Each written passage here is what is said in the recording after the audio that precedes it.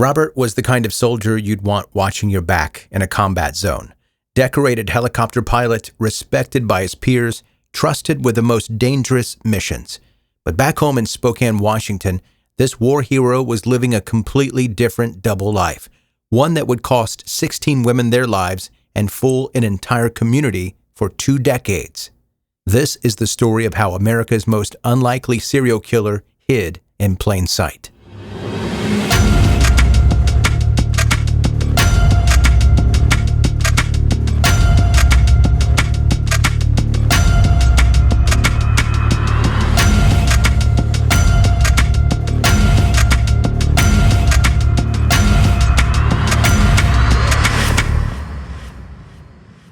Robert Lee Yates was born in May 1952 into a family that probably should have come with a warning label.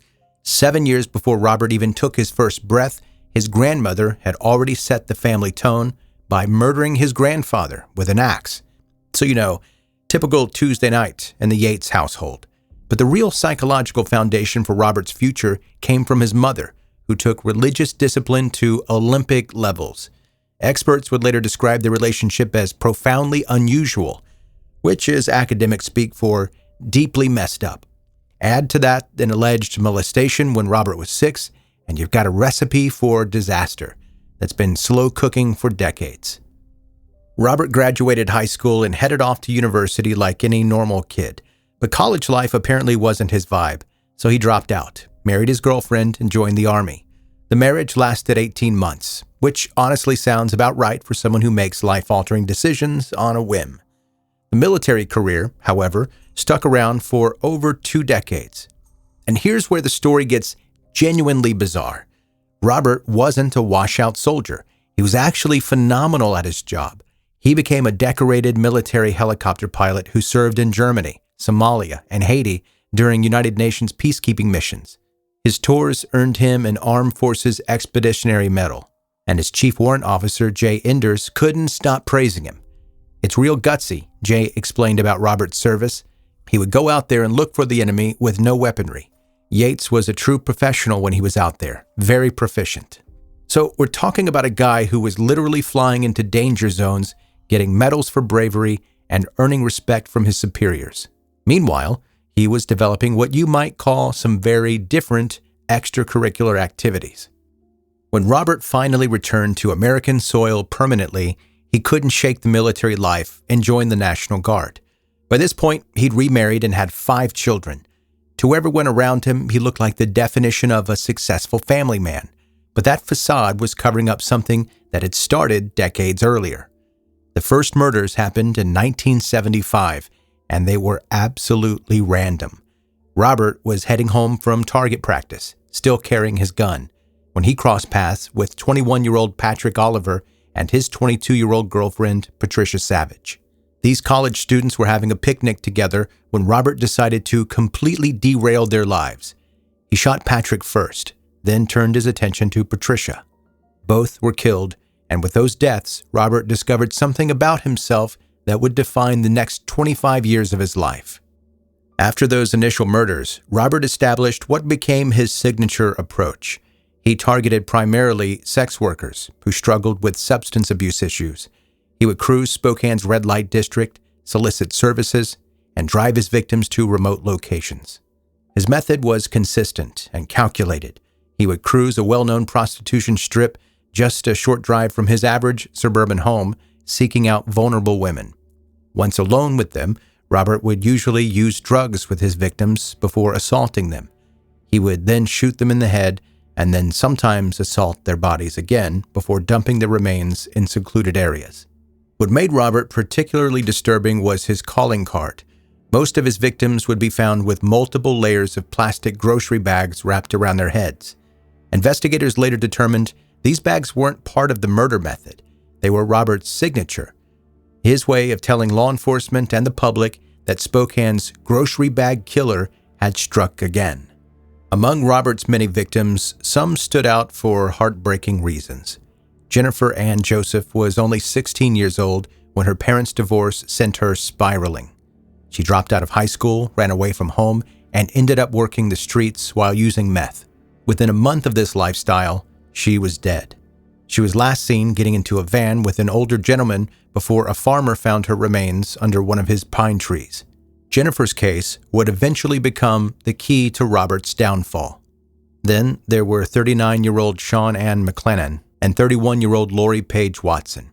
Both women were discovered together in a gully in the Spokane forests, their heads wrapped in grocery bags before being shot twice and dumped. After these murders, the plastic bag signature became Robert's consistent trademark. Not all of Robert's victims fit his usual pattern. 24-year-old Melinda Mercer had no criminal record and worked as a waitress when she encountered Robert.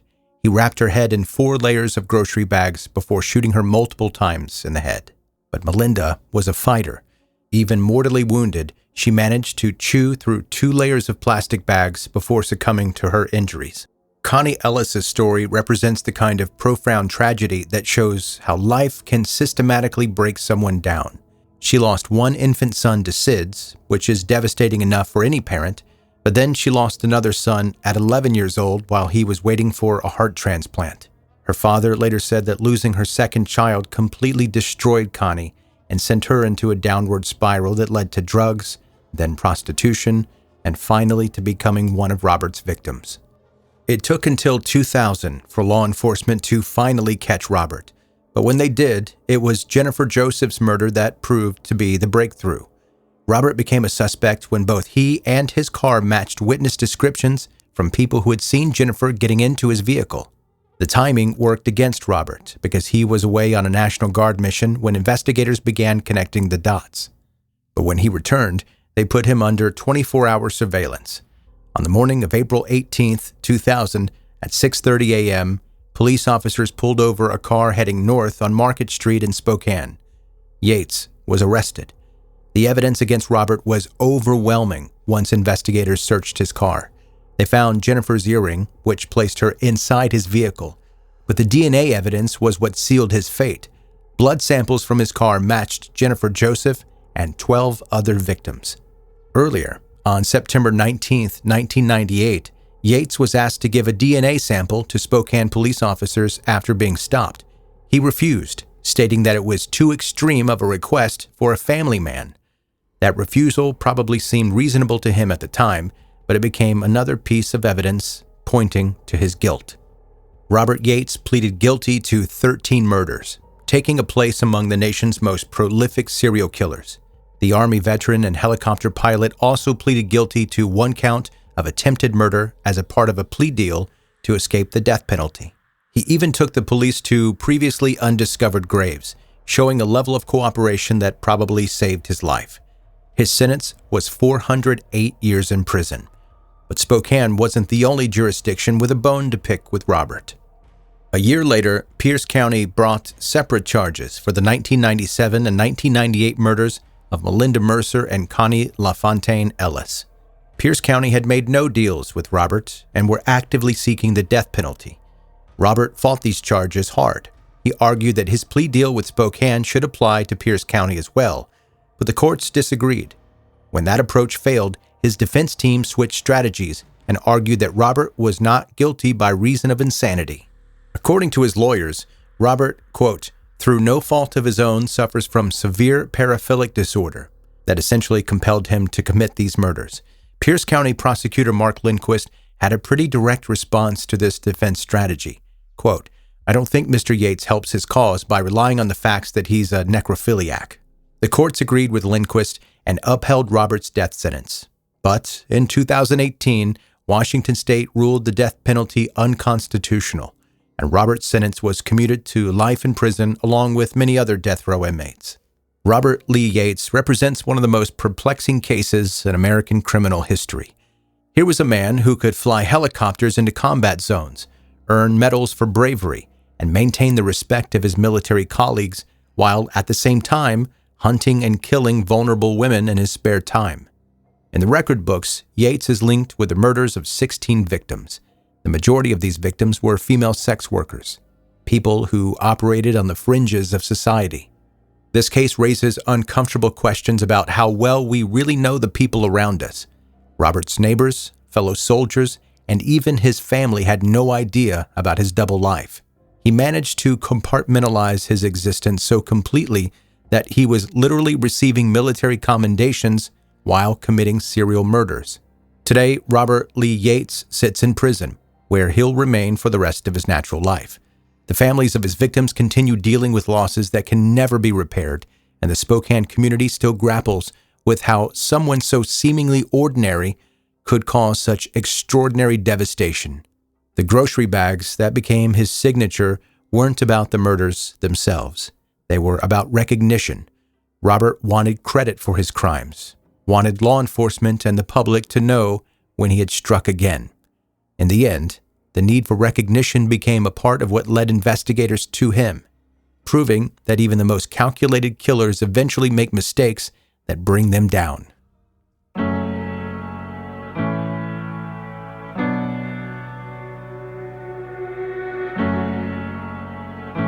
Thanks for listening to 10-Minute Murder, bingeable true crime stories. Hi, I am Joe. I'm the host. And if you're a new listener, I really appreciate you checking out the podcast. Make sure you hit subscribe wherever you're listening right now. You can also go to the website, 10minutemurder.com, find out everything about the show, send me an email if you want to, and more importantly, find the links to where you can follow the pod. It's not more important. I don't know why I said more importantly. This isn't more importantly. The most important thing is to subscribe. But I guess secondary, follow the show on social media. Links are in the show notes of this episode. And quickly, let's get to an email from one of you that listens. Subject, your voice has range. Joe, has anyone told you that you could probably narrate a murder and a kid's bedtime story without changing your tone? Because that is both impressive and mildly terrifying. Gia from Austin. Appreciate the email, Gia. I don't know if that was a compliment or not. I'll choose to take it as a compliment. And that's one of the most common things people mention to me. And I take it as a compliment because it means a lot to me when they say that you're easy to listen to. And I like hearing that because the opposite of that would be you're difficult to listen to. I still listen, but you're really hard to listen to. I would hate that. And I do get people that tell me, I listen to you and fall asleep. You help me fall asleep at night. And I personally choose to not like that one, even though I think they mean that as a compliment, but it makes me feel like I'm boring. I'm putting you to sleep. I'm making your whole brain fall asleep. And I don't want to do that. I want to be interesting and keep you listening to the podcast, right? And I get what you're saying. It goes back to the previous compliment where I'm easy to listen to. I just choose to take it in a negative way. Gia, thank you for the email. Thank you for the compliment. And thank you for listening to 10-Minute Murder. I'll see you next time.